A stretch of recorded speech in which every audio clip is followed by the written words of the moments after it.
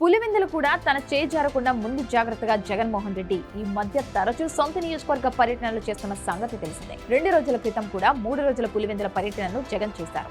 ఆ 3 రోజులు పులివెందులలో ప్రజా దర్బార్ నిర్వహించారు. 2 రోజుల పాటు ప్రజలను, నాయకులను కలిశారు.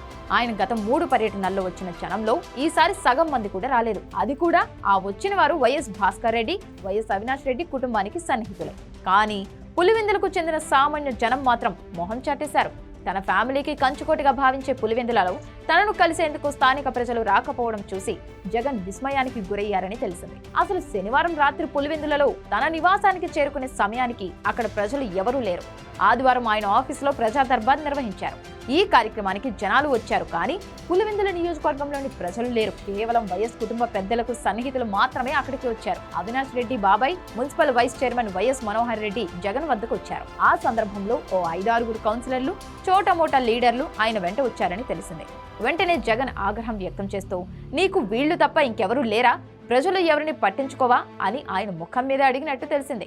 ఆదివారం రాత్రి ప్రజా దర్బార్ ముగిసిన తర్వాత ఇంట్లో తన సతీమణి భారతి, అవినాష్ రెడ్డి, మరో 1-2 నాయకులు కూర్చొని మాట్లాడుకుంటుండగా పులివెందులలో ఏం జరుగుతోందని జగన్ ఆరా తీసినట్లు తెలిసింది. తన గత 3 పర్యటనలలో కనిపించిన వారు కూడా రాలేదని, అసలు సామాన్య ప్రజలు ఎవరూ ఎందుకు రావడం లేదని జగన్ వాకబు చేశారు.